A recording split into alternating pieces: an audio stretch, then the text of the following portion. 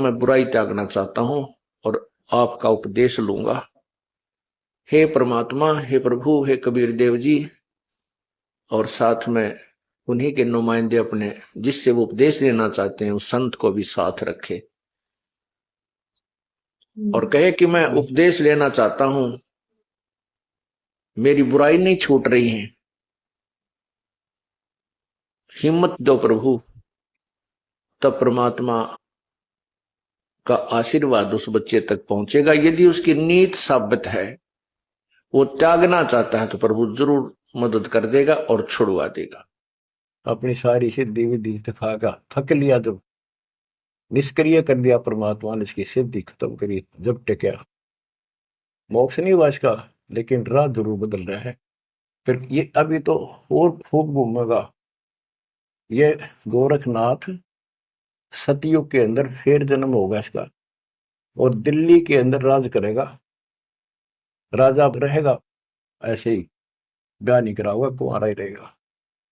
फिर बीच में छोड़कर राज भागेगा, फिर तपस्या करने जाएगा। राह मिले सतयुग में, मिले कोई नहीं, वो तो मिल ही विकास कलयुग में आके।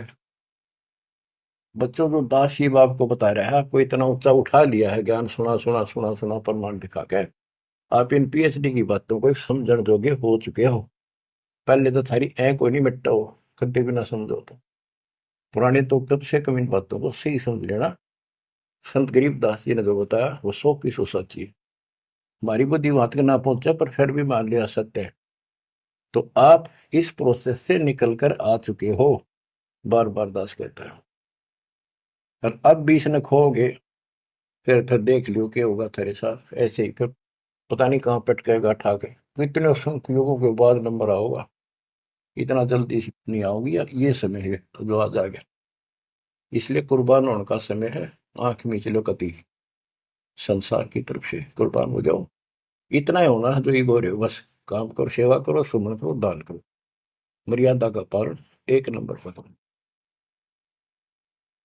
गरीब देना नाम भूषण को उर्म आसन कीने, कागा से हंसा वहे कौआ चंचा मीन। गरीब शेष लक्ष्मण कलाधरी रामचंद्र के संग, सेवक भये सुभान गति जीते रावण से जंग। शेष नाग का अवतार थे लक्ष्मण जी। गिरिव लंका तोड़ी तेज से, धनक ध्यान हथियार, 10 मस्तक रावण के कट्टे मारे बड़े जुझार। गिरिव सीता राम लक्ष्मण की कीनी सहाय कबीर, 33 मुकलस किए तोड़े यम जंजीर। कहते सीता राम लक्ष्मण की किन्नी सहाय कबीर, सहायता मदद करी और 33 करोड़ देवताओं को मुक्त कराया, मुखलस किए, मुक्त किए और तोड़े रावण के जंजीर, उस काल के बंध को छुटवाया। 33 करोड़ देवता रावण ने कैद में डाल रखे थे, अर्जुन की हम पूजा करा करते, वो अपने इतने बोधे तो उनकी पूजा करते थे। गरीब बंद छुटाई आने कर, बंदी छोड़ दयाल, 33 के कारण कबीर रहे रामचंद्र दे नाल। उन 33 करोड़ देवताओं का छुटकारा कराने के लिए, रावण की जेल से छुटवाने के लिए कबीर रहे रामचंद्र दे नाल, उस रामचंद्र के साथ रहे भगवान। बच्चों ये बात ये समझाओगे आपके, क्योंकि पहले तो ना मानो, रामचंद्र ने बड़ा मान रहे थे गणा, मुसल बालक नहीं उठा सकता 2 3 4 साल का। ये तो बच्चे थे उसके, पर थे उसी के राम कृष्ण सतगुरु सहजादे, भक्ति हेत न हुए प्यादे। गिरिवरस सब देव के आई यहाँ, कभी ना में करतार, नो योगेश्वर में रम्या जनक विदेही उद्धार। अब वेदों में कबीर देव है, ये उसको कवि लिख देते, कवि। कबीर को कवि रखे, क्यों कवि है कवि। परमात्मा कहते हैं अगर तुम मान लो वो कवि है, वो ये तो कबीर है, हम उसको कबीर कहे हैं, हम कबीर कह दे तुम कबीर को।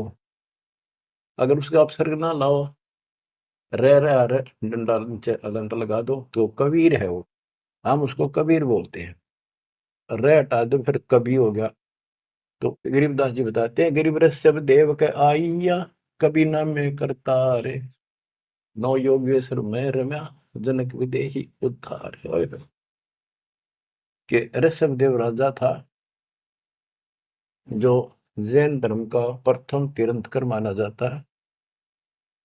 उसको परमात्मा ऋषि रूप में गए और वो वेदों के अनुसार कबीर देव मानते थे। कबीर वेदों में ऐसा लिखा है, कबीर सब कुछ है, सारी सृष्टि का रचनहार है और वो ही सब कुछ है, ये मानते थे।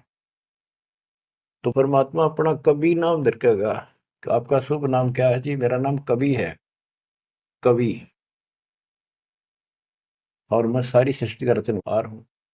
ज्ञान समझा ऋषभ देव ने मान्या, बाद में उनके गुरुआ ने वर्णित कर दिया, राजा था, लेकिन इन प्रेरित इतना हो गया, घर छोड़ दिया।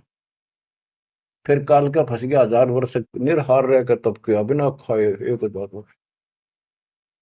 मर गया होता। फिर उसके पोते ने मारीची ने उसको कुछ खिलाया पड़ा, जब वो ठीक स्थिति में आया। तो ये मालक सबको मिला है। वेद कहते हैं वो अच्छी आत्माओं को मिलता है, उनको भक्ति की राह ठीक बताता है, ना मानने अलग बात है, लेकिन उनको फिर निकाल कर छोड़ दे, क्योंकि जो भक्ति में लग रहे हैं उन्हीं में तो पहुंच चढ़ेगी। या कलम उन का चढ़ाई जा, फिर धीरे धीरे रंग लाओगी, चढ़ेगी, पूरी होगी। गिरिवर सब देव के आई यहाँ, कभी ना में करता रे, नौ योगेश्वर में रम्या, जन के विदेही उद्धार। यानी नौ योगेश्वरों को भी मालिक मिलते हैं, ये तुम्हारी साधना ठीक नहीं, लेकिन ये धरती तोल रही तो सिद्धियां हैं, आकाश में उड़ जाते हैं। बच्चों का ने पता नहीं कहाँ कहाँ से रोआ है, कित कित समझावा कि ये यो भी गलत, वैद्य के अंग और के बता रहे क्या है, यो भी वैदा, यो भी वैदा, यो भी गलत है, ये ऐसे करते हैं वो भी वैदा, ये ऐसे करते यो भी वैदा, वो सारा वैदा। और असली वास्तविकता क्या है, सच क्या है, यह है। जनक विदेही भक्ति करी, दी धर्मराय की बंतोड़े, सुखदेव को दीक्षा देई, योग युक्ति नहीं लोड़े। अब जैसे परमात्मा राजा जनक को मिले और जनक ने कुछ तो मालिक की बात सुनी, कुछ तो वो भक्ति करी, फिर छोड़ दी। आगे फिर सुखदेव ऋषि को परमात्मा का दिया ज्ञान उसके पास था, लेकिन भक्ति काल तक की रखी इसने। बात यहां बिगड़ गई। गोरख भी परमात्मा से ज्ञान सुनकर इतना विद्वान हो गया, लोगों को इतना प्रेरित कर देता था, और वो उसके साथ हो लेते थे। राजाओं ने राज त्याग दिए, लेकिन आगत रास्ता को ना, पूर्ण मोक्ष तो नहीं था उसके पास। गोरख से ज्ञानी गणे सुखते जति जिहान, सीता सी बो पारिया, संत दूर स्थान। संत के घर बहुत दूर है।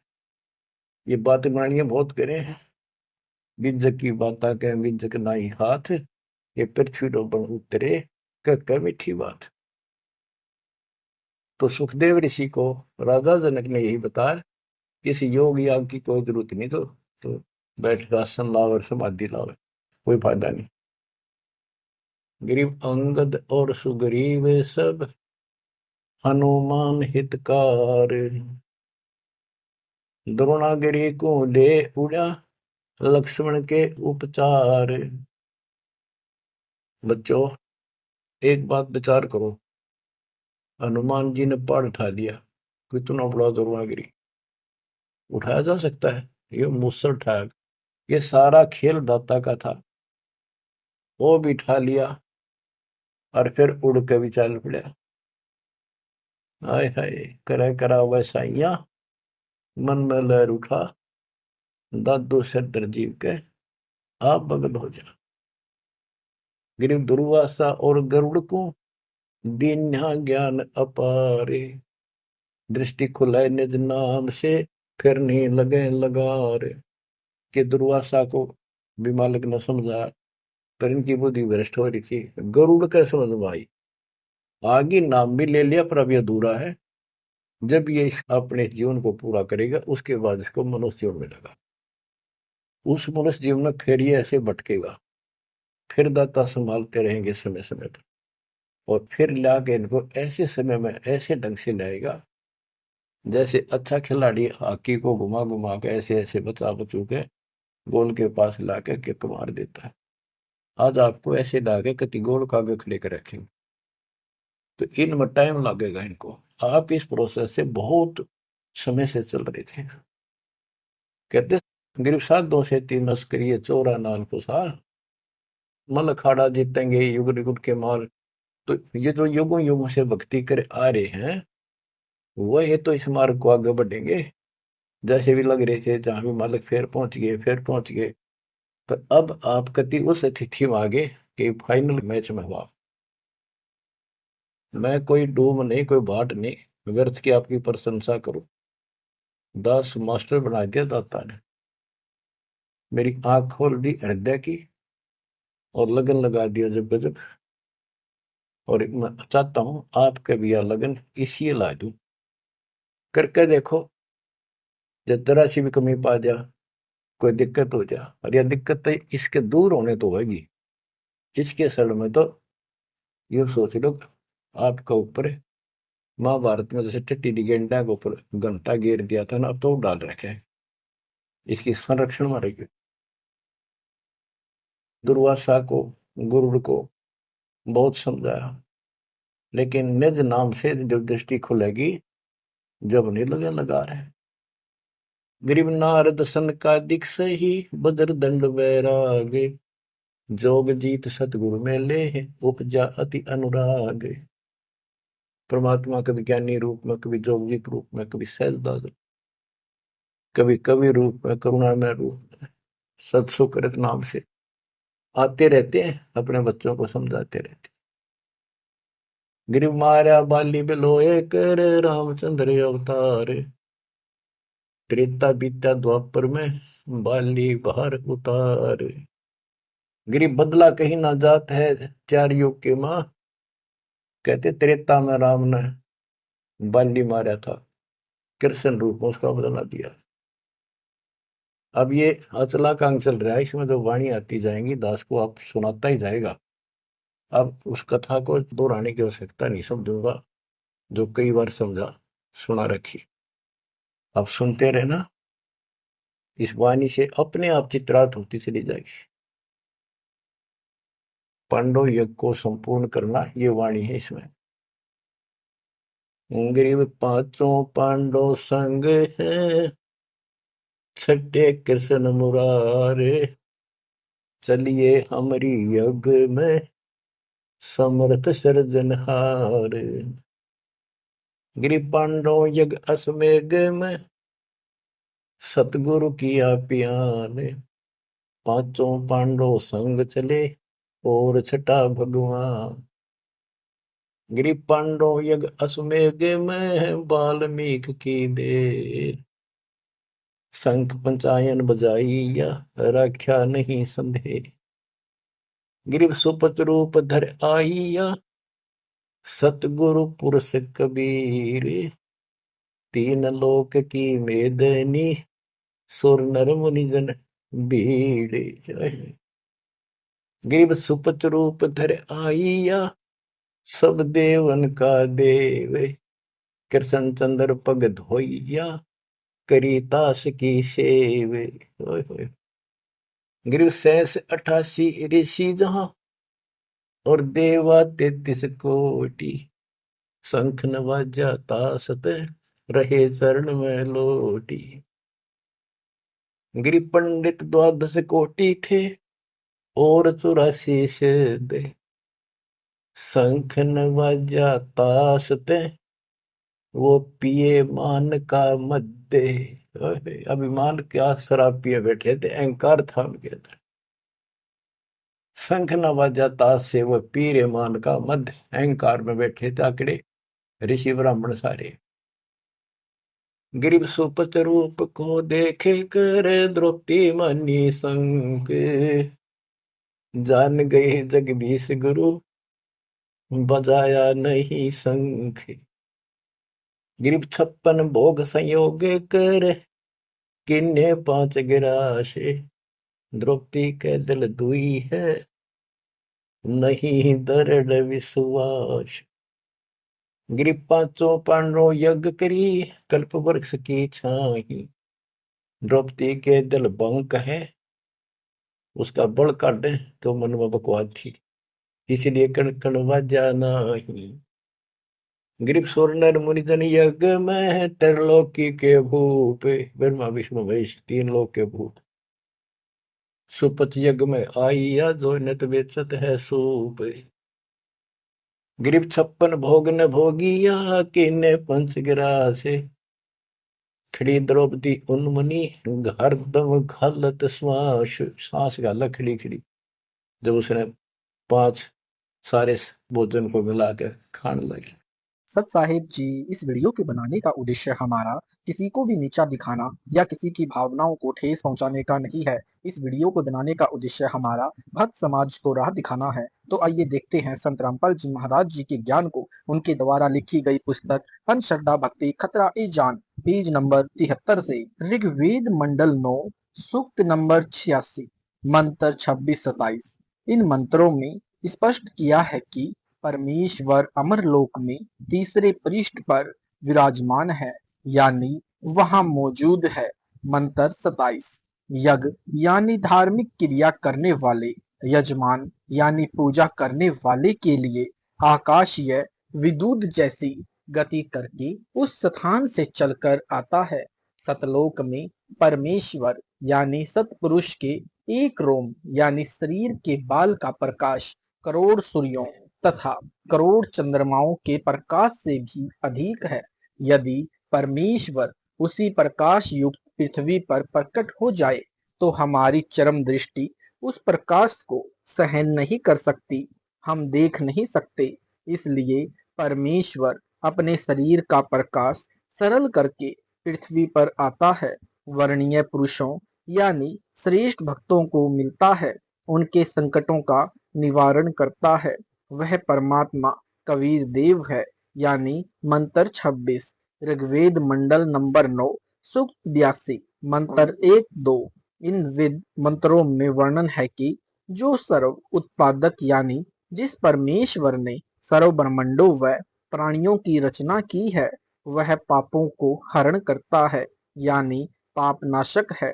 वह ऊपर अपने लोक में राजा के समान सिंहासन पर विराजमान है, सिर पर मुकुट धारण किए हुए, ऊपर छतर लगा है, देखने में राजा के समान दिखाई देता है। वह वहां से चलकर पृथ्वी पर आता है। वर्णीय पुरुष यानी श्रेष्ठ व्यक्ति जो दृढ़ भगत है उसको प्राप्त होता है, उनको साक्षात मिलता है, उसको यथार्थ भक्ति के ज्ञान वाला सूक्ष्म वेद यानी तत्व ज्ञान बताता है। वह परमात्मा अपनी अच्छी आत्माओं को ऐसे मिलता है जैसे आकाशीय बिजली उन्हीं पदार्थों पर गिरती है जिसमें उसका आकर्षण होता है। जैसे कांसी धातु के बर्तनों पर अमूमन बिजली गिरती है तथा अन्य ऐसे ही स्थानों पर गिरती है जो उसको आकर्षित करते हैं। इसी प्रकार परमात्मा अच्छी आत्माओं को मिलते हैं, जैसे श्री धर्मदास जी सेठ बांधवगढ़ मध्य प्रदेश वाले को मिले, श्री नानक देव जी सिख धर्म के प्रवर्तक को मिले, संत गरीब दास जी यानी गांव छुड़ानी जिला झज्जर हरियाणा प्रांत वाले को मिले। नंबर 4 दादू दास यानी अजमेर वाले को मिले, श्री घीसा दास यानी गांव खेकड़ा जिला बागपुर उत्तर प्रदेश वाले को मिले, श्री मुल्क दास अरोड़ा को मिले। इन सर्व संतों ने वही ज्ञान तथा भक्ति की विधि बताई जो सूक्ष्म वेद में परमात्मा ने स्वयं आकर बताई है। इससे यह भी सिद्ध होता है कि चारों वेदों व गीता जी का ज्ञान तथा इन संतों का ज्ञान सूक्ष्म वेद से मिलता है, परंतु पुराणों तथा उपनिषदों का ज्ञान कुछ वेदों से मिलता है।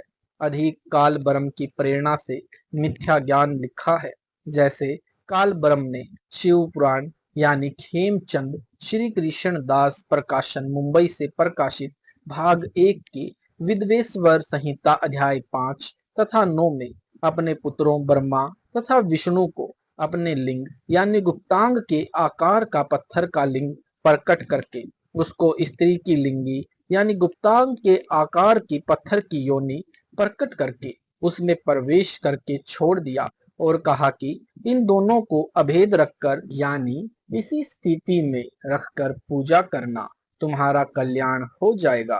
Page number 74। इस तरह की साधना शास्त्र विरुद्ध होने से हानिकारक है, बेशर्मी भी है। यदि यह पूजा शास्त्र सहमत होती तो भी कर लेते, परंतु यह पूर्ण रूप से व्यर्थ है। यानी ऋग्वेद मंडल नंबर 9 सूक्त नंबर 82 मंत्र 1, ऋग्वेद मंडल 9 सूक्त 82 मंत्र 2। इस मंत्र में भी यही प्रमाण है कि परमात्मा यथार्थ ज्ञान का उपदेश करने के लिए महापुरुषों को मिलते हैं और अत्यंत गतिशील पदार्थ के समान यानी जैसे आकाशीय बिजली पूरी गति से पृथ्वी पर आती है, परमात्मा इसी तरह पृथ्वी पर आते हैं। वह परमात्मा कबीर देव है। ऋग्वेद मंडल 9 सूक्त 96 मंत्र 16 से 20। इन मंत्रों में बताया है कि मंत्र 16 में प्रश्न किया है कि परमात्मा का गुप्त नाम क्या है। मंत्र 17 में कहा है कि परमात्मा प्रत्येक युग में एक बार शिशु यानी बच्चे के रूप में प्रकट होता है। उस समय लीला करते हुए बड़े होते हैं। तब यानी काव्यों द्वारा यानी दोहों, चौपाइयों, शब्दों, कविताओं, लोकोक्तियों के रूप में कबीर वाणी यानी हम इसे अपनी भाषा में कबीर वाणी कहते हैं। यथार्थ आध्यात्मिक ज्ञान यानी सूक्ष्म वेद तत्व ज्ञान ऊंचे स्वर में बोलता है, उसे लिखा जाता है। वह संपूर्ण अध्यात्म ज्ञान है। उस परमात्मा का नाम कबीर देव यानी कबीर परमेश्वर है। मंत्र नंबर 18, 19, 20 का सरलार पूर्व में कर दिया है। ऋग्वेद मंडल नंबर 9 सूक्त 1 मंत्र 9। इस मंत्र में कहा है कि परमेश्वर जब शिशु रूप में पृथ्वी पर प्रकट होता है, उस समय उसकी परवरिश यानी बालक रूप में पोषण कंवारी गायों द्वारा होता है। बछिया यानी 1.5 वर्ष की आयु की गाय की बच्ची परमेश्वर जी के आशीर्वाद से बैल से गर्भ धारण किए बिना ही दूध देती है। उस दूध को बालक रूप लीलाधारी परमेश्वर पीता है। आप जी को विस्तार से बताया है कि सूक्ष्म वेद कैसे प्राप्त हुआ। आप जी देखें अपनी आंखों से वेद के उपरोक्त मंत्रों को फोटो कापियां। पेज नंबर 75 विवेचन। यह फोटो कॉपी ऋग्वेद मंडल नंबर 9 सूक्त 86 मंत्र 26 की है, जो आर्य समाज के आचार्यों व महर्षि दयानंद के चेलों द्वारा अनुवादित है, जिसमें स्पष्ट किया है कि यज्ञ करने वाले अर्थात धार्मिक अनुष्ठान करने वाले यजमानों अर्थात भक्तों के लिए परमात्मा सब रास्तों को सुगम करता हुआ अर्थात जीवन रूपी सफर के मार्ग को दुखों रहित करके सुगम बनाता हुआ उनके विघ्नों अर्थात संकटों का मर्दन करता है अर्थात समाप्त करता है। भक्तों को पवित्र अर्थात पाप रहित विकार रहित करता है। जैसे कि अगले मंत्र 27 में कहा है कि जो परमात्मा ध्रुवलोक अर्थात सतलोक के तीसरे पृष्ठ पर विराजमान है, वहां पर परमात्मा के शरीर का प्रकाश बहुत अधिक है। उदाहरण के लिए परमात्मा के एक रोम का प्रकाश करोड़ सूर्य तथा इतने ही चंद्रमाओं के मिले जुले प्रकाश से भी अधिक है। यदि वह परमात्मा उसी प्रकाश युक्त शरीर से पृथ्वी पर प्रकट हो जाए तो हमारी चरम दृष्टि उन्हें देख नहीं सकती। जैसे उल्लू पक्षी दिन में सूर्य के प्रकाश के कारण कुछ भी नहीं देख पाता है, यही दशा मनुष्यों की हो जाए। इसलिए वह परमात्मा अपने रूप अर्थात शरीर के प्रकाश को सरल करता हुआ उस स्थान से जहां परमात्मा ऊपर रहता है, वहां से गति करके बिजली के समान क्रीड़ा अर्थात लीला करता हुआ चलकर आता है, श्रेष्ठ पुरुषों को मिलता है। यह भी स्पष्ट है कि आप कवि अर्थात कबीर देव हैं। हम उन्हें कबीर साहिब कहते हैं।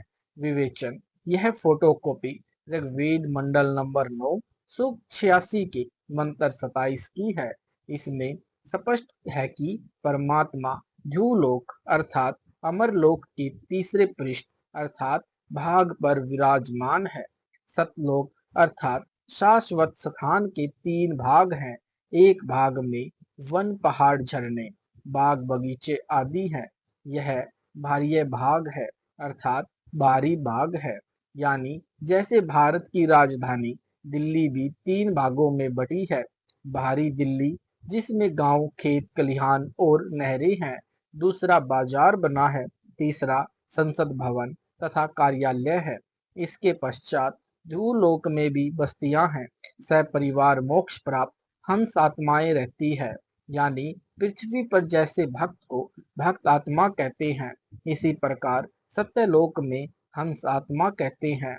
नंबर 3, तीसरे भाग में सर्वोपरि परमात्मा का सिंहासन है। उसके आसपास केवल नर आत्माएं रहती है। वहां स्त्री पुरुष का जोड़ा नहीं है।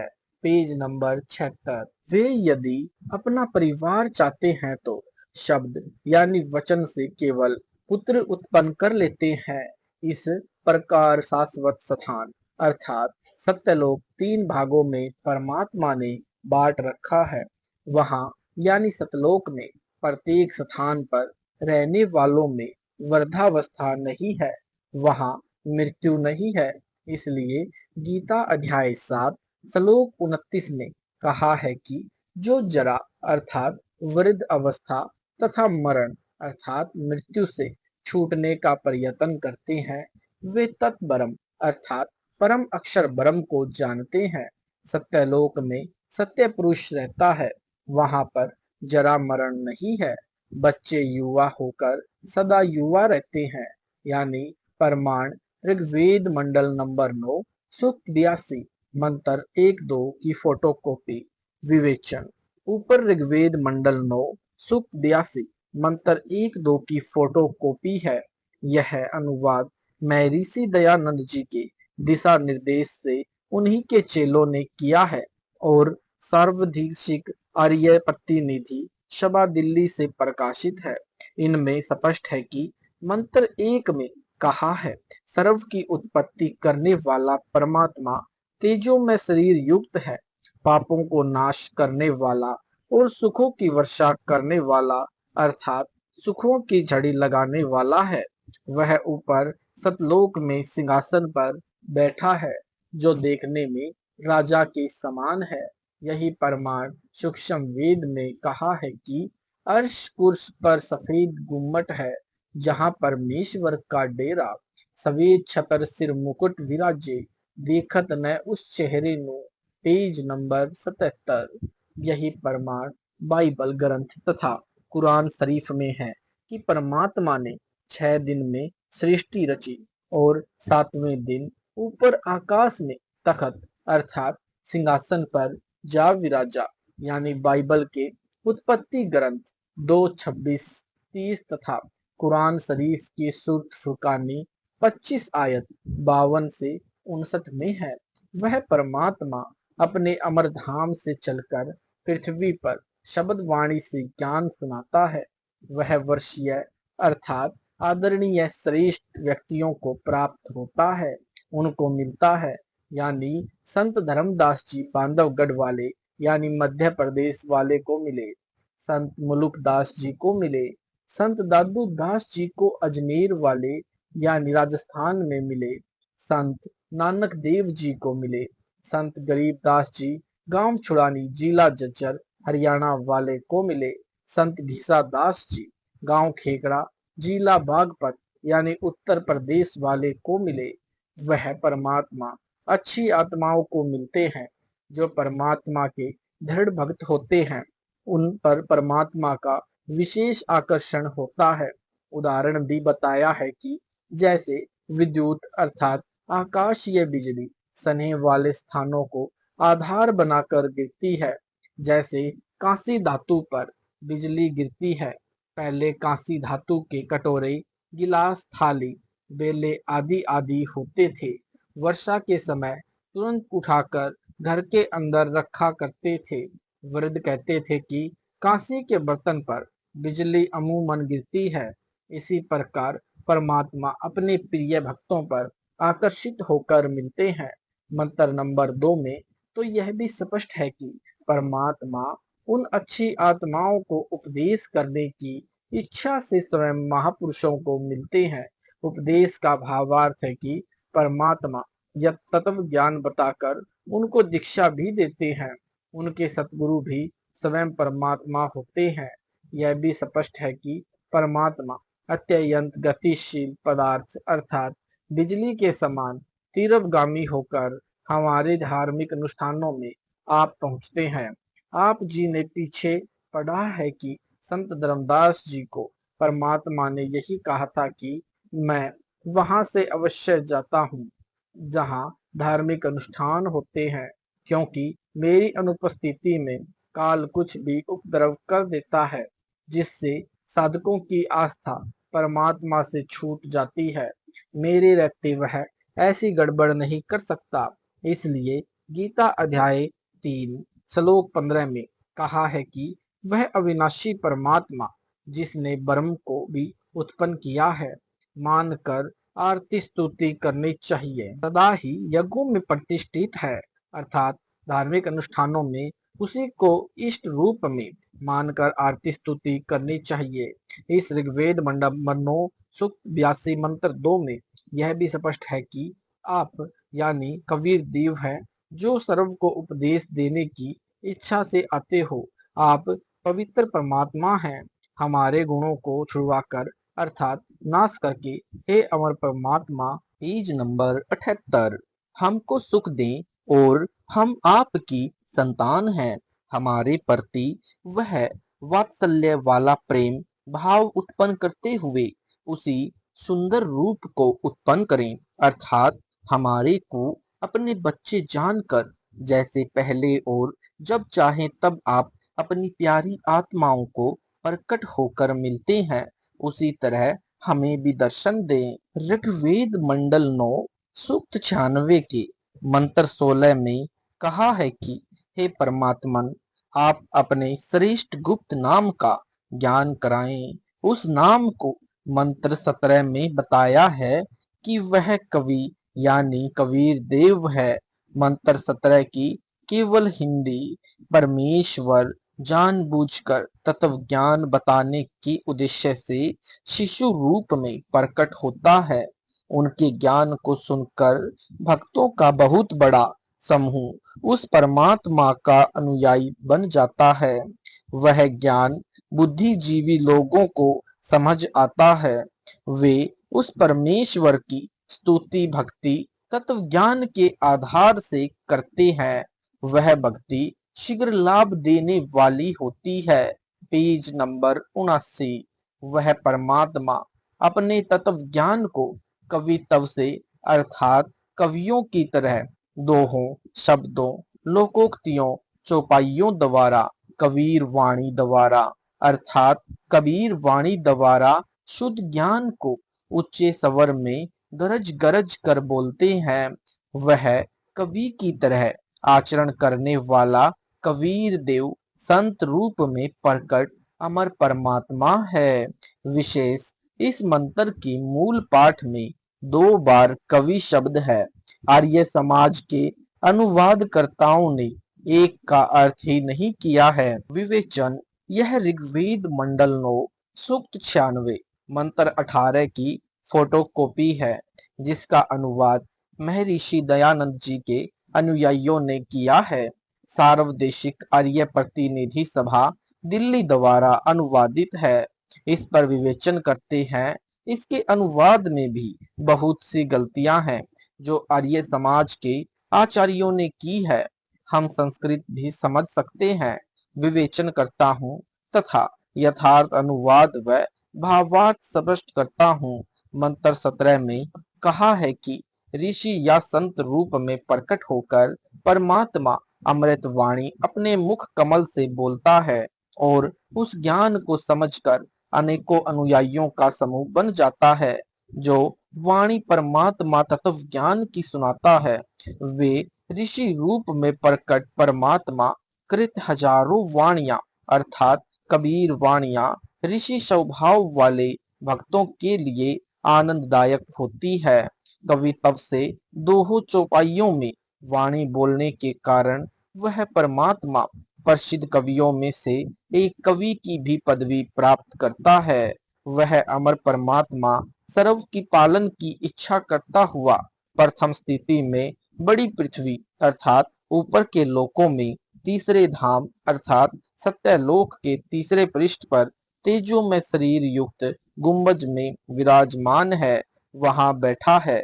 यही प्रमाण ऋग्वेद मंडल 9 सूक्त 54 मंत्र 3 में है कि परमात्मा सर्वलोकों के ऊपर के लोक में विराजमान है। तिष्ठन्ति यानी बैठा है, पेज नंबर 80। विवेचन ऋग्वेद मंडल 9 सूक्त 96 मंत्र 19 का भी आर्य समाज के विद्वानों ने अनुवाद किया है। इसमें भी बहुत सारी गलतियां हैं। पुस्तक विस्तार के कारण केवल अपने मतलब की जानकारी प्राप्त करते हैं। इस मंत्र में चौथे धाम का वर्णन है जो आप जी सृष्टि रचना में पढ़ेंगे उससे पूर्ण जानकारी होगी। पढ़ें इसी पुस्तक के पृष्ठ 208 पर। परमात्मा ने ऊपर के 4 लोक अजर अमर रचे हैं। एक अनामी लोक जो सबसे ऊपर है, 2 अगम लोक, 3 अलख लोक और 4 सत्य लोक। हम पृथ्वी लोक पर हैं। यहाँ से ऊपर के लोकों की गिनती करेंगे तो सत्य लोक यानी नंबर 1 पर सत्य लोक, 2 अलख लोक, 3 अगम लोक तथा 4 अनामी लोक गिना जाता है। उस चौथे धाम में बैठकर परमात्मा ने सर्व ब्रह्मांडों व लोकों की रचना की। शेष रचना सत्यलोक में बैठकर की थी। आर्य समाज के अनुवादकों ने तुर्या परमात्मा अर्थात चौथे परमात्मा का वर्णन किया है। यह चौथा धाम है। उसमें मूल पाठ मंत्र 19 का भावार्थ है कि तत्वदर्शी संत चौथे धाम तथा चौथे परमात्मा का यानी विभक्ति भिन्न भिन्न वर्णन करता है। पाठक जन कृपया पढ़ें सृष्टि रचना इसी पुस्तक के पृष्ठ 208 पर, जिससे आप जी को ज्ञान होगा कि लेखक यानी संत रामपाल दास ही वह तत्वदर्शी संत है जो तत्व ज्ञान से परिचित है। Page number 81। विवेचन ऋग्वेद मंडल 9 सूक्त 96 मंत्र 20 का यथार्थ ज्ञान जानते हैं। इस मंत्र का अनुवाद महर्षि दयानंद के चेलों द्वारा किया गया है।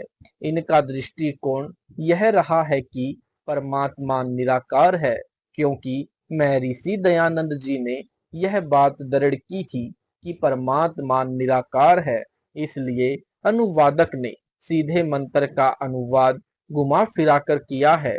जैसे मूल पाठ में लिखा है, मरिय न शुभ्र तन्वा मृजान अत्य न श्रित्वा संज्ञे धनानाम वर्षेव यूथा परि कोशम अर्शन कनिकर्दत चन्मो आविश्वेश। अनुवाद जैसे मनुष्य सुंदर वस्त्र धारण करता है, ऐसे परमात्मा मनुष्य के समान सुंदर शरीर धारण करके अत्यंत गति से चलता हुआ भक्ति धन के धनियों अर्थात पुण्य आत्माओं को प्राप्ति के लिए आता है। जैसे एक समुदाय को उसका सेनापति प्राप्त होता है, ऐसे वह परमात्मा संत व ऋषि रूप में प्रकट होता है तो उसके बहुत संख्या में अनुयायी बन जाते हैं और परमात्मा उनका गुरु रूप में मुखिया होता है। वह परमात्मा प्रथम ब्रह्मांड में प्राप्त होकर अर्थात आकर ऊंचे सवर में सत्य ज्ञान उच्चारण करता हुआ पृथ्वी खंड में प्रविष्ट होता है। भावार्थ जैसे पूर्व में वेद मंत्रों में कहा है कि परमात्मा ऊपर के लोकों में रहता है, वहां से गति करके अपने रूप को अर्थात शरीर के तेज को सरल करके पृथ्वी पर आता है। इस ऋग्वेद मंडल 9 सूक्त 96 मंत्र 20 में उसी की पुष्टि की है। कहा है कि जैसे मनुष्य वस्त्र धारण करता है, ऐसे अन्य शरीर धारण करके परमात्मा मानव रूप में पृथ्वी पर आता है और दृढ़ भक्तों को प्राप्त होता है। उनको वाणी उच्चारण करके तत्व ज्ञान सुनाता है। विवेचन, ये ऋग्वेद मंडल 9 सूक्त 96 मंत्र 16 से 20 की फोटो कॉपियां हैं, जिनका हिंदी अनुवाद महर्षि दयानंद सरस्वती आर्य समाज प्रवर्तक के दिशा निर्देश से उनके आर्य समाजी चेलों ने किया है। यह अनुवाद कुछ कुछ ठीक है, अधिक गलत है। पहले अधिक ठीक या कुछ कुछ गलत था, जो मेरे द्वारा शुद्ध करके विवेचन में लिख दिया है। अब अधिक गलत को शुद्ध करके लिखता हूँ।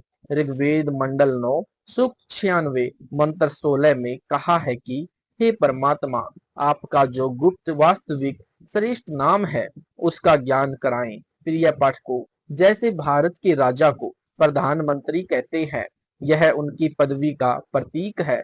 उनका वास्तविक नाम कोई अन्य ही होता है। जैसे पहले प्रधानमंत्री जी पंडित जवाहरलाल नेहरू जी थे। जवाहरलाल उनका वास्तविक नाम है। इस मंत्र 16 में कहा है कि हे परमात्मा, आपका जो वास्तविक नाम है, वह उपासना करने का स्वचालित शास्त्र के समान अज्ञान रूपी गंध को नाश करके पाप नाशक है। आप अपने उस सत्य मंत्र का हमें ज्ञान कराएं, यानी देव सोम।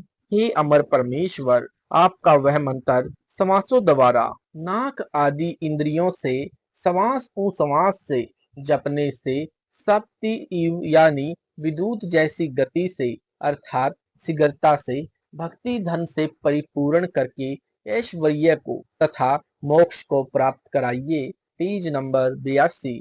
प्रिय पाठकों से निवेदन है कि इस ऋग्वेद मंडल 9 सूक्त 96 मंत्र 16 के अनुवाद में बहुत सी गलतियां थी, जो शुद्ध कर दी हैं।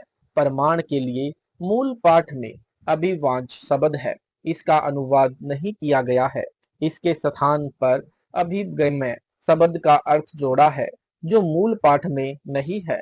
विवेचन, ऋग्वेद मंडल 9 सूक्त 96 मंत्र 17 के अनुवाद में भी बहुत गलतियां हैं, जो आर्य समाजियों द्वारा अनुवादित है। अब शुद्ध करके लिखता हूँ।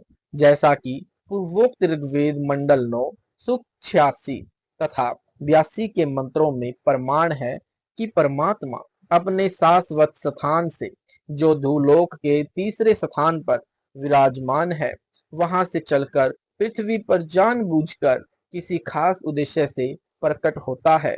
परमात्मा सर्व ब्रह्मांडों में बसे प्राणियों की परवरिश 3 स्थिति में करता है। परमात्मा ऊपर सत्यलोक अर्थात अविनाशी धाम में सिंहासन पर बैठकर सर्व ब्रह्मांडों का संचालन करते हैं।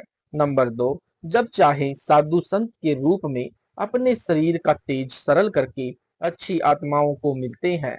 नंबर 3, प्रत्येक युग में किसी जलाशय में खिले कमल के फूल पर नवजात शिशु का रूप बनाकर प्रकट होते हैं। वहां से निसंतान दंपति अपने घर ले जाते हैं। बचपन से ही वह परमात्मा अपना वास्तविक भक्ति ज्ञान, जिसे तत्व ज्ञान भी कहते हैं, चौपाइयों, दोहों, साखियों तथा कविताओं के रूप में सुनाते हैं।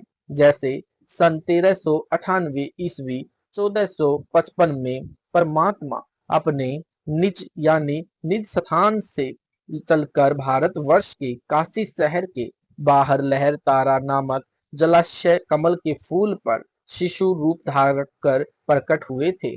वहां से नीरू नीमा जुलाहा दंपति अपने घर ले गए थे। धीरे धीरे परमात्मा बड़े हुए। कबीर वाणी बोलकर ज्ञान सुनाया था।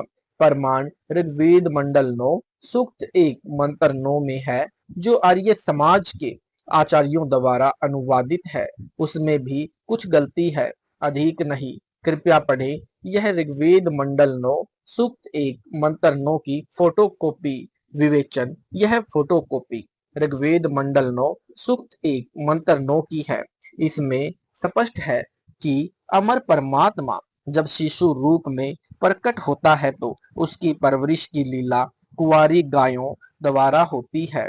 यही प्रमाण कबीर सागर के अध्याय ज्ञान प्रकाश में है कि जिस परमेश्वर कबीर जी को नीरू नीमा अपने घर ले गए, तब शिशु रूपधारी परमात्मा ने न अन्न खाया न दूध पिया।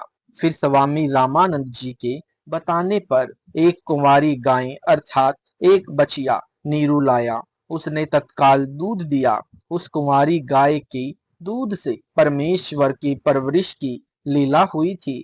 कबीर सागर लगभग 600 वर्ष पहले का लिखा हुआ है। ऋग्वेद मंडल 9 सूक्त 1 मंत्र 9 के अनुवाद में कुछ गलती की है, जैसे अभिअध्यान्या का अर्थ अहिंसनीय कर दिया, जो गलत है। हरियाणा प्रांत के जिला रोहतक में गांव दनाना में लेखक का जन्म हुआ, जो वर्तमान में जिला सोनीपत में है। इस क्षेत्र में जिस गाय ने गर्भ धारण न किया हो तो कहते हैं कि यह दनाई नहीं है, यह बिना धनाई है। यह अपभ्रंश शब्द है। एक गाय के लिए अधनी शब्द है, बहुवचन के लिए अधन्या शब्द है। अधन्या का अर्थ है कि बिना धनाई गौएं, तथा अभिधन्य का अर्थ है पूर्ण रूप से बिना धनाई अर्थात कुंवारी गाय अर्थात बछिया। अब ऋग्वेद मंडल 9 सूक्त 96 मंत्र 17 का शुद्ध अनुवाद करता हूँ, केवल हिंदी में। परमेश्वर जानबूझकर तत्व ज्ञान बताने के उद्देश्य से शिशु रूप में प्रकट होता है। उनके ज्ञान को सुनकर भक्तों का बहुत बड़ा समूह उस परमात्मा का अनुयायी बन जाता है। वह ज्ञान बुद्धिजीवी लोगों को समझ आता है। वे उस परमेश्वर की स्तुति भक्ति तत्व ज्ञान के आधार से करते हैं। वह भक्ति शीघ्र लाभ देने वाली होती है। वे परमात्मा अपने तत्व ज्ञान को कवित्व से तथा कवियों की तरह दोहों, शब्दों, लोकोक्तियों, चौपाइयों द्वारा, कबीर वाणी द्वारा अर्थात कबीर वाणी द्वारा शुद्ध ज्ञान को ऊंचे स्वर में गरज गरज कर बोलते हैं। वह कवि की तरह आचरण करने वाला कबीर देव संत रूप में प्रकट अमर परमात्मा होता है, यानी ऋग्वेद मंडल 9 सूक्त 96 मंत्र 17। विशेष इस मंत्र के मूल पाठ में 2 बार कवि शब्द है। आर्य समाज के अनुवादकर्ताओं ने एक यानी एक का अर्थ ही नहीं किया है। विवेचन ऋग्वेद मंडल 9 सूक्त 96 मंत्र 18 पर विवेचन करते हैं। इसके अनुवाद में भी बहुत सी गलतियां हैं। हम संस्कृत भी समझ सकते हैं। विवेचन करता हूँ तथा यथार्थ अनुवाद व भावार्थ स्पष्ट करता हूँ। मंत्र 17 में कहा कि ऋषि या संत रूप में प्रकट होकर परमात्मा अमृतवाणी अपने मुख कमल से बोलता है और उस ज्ञान को समझकर अनेकों अनुयायियों का समूह बन जाता है। जो वाणी परमात्मा तत्व ज्ञान की सुनाता है, वे ऋषि रूप में प्रकट परमात्मा कृत हजारों वाणियां अर्थात कबीर वाणियां ऋषि स्वभाव वाले भक्तों के लिए आनंददायक होती है। कवित्व दोहों चौपाइयों में वाणी बोलने के कारण वह परमात्मा कवियों में से एक प्रसिद्ध कवि की पदवी भी प्राप्त करता है। वह अमर परमात्मा सर्व की पालन की इच्छा करता हुआ प्रथम स्थिति में बड़ी पृथ्वी अर्थात ऊपर के लोकों में तीसरे धाम अर्थात सत्यलोक के तीसरे पृष्ठ पर तेजोमय शरीर युक्त गुंबज में विराजमान है, वहां बैठा है।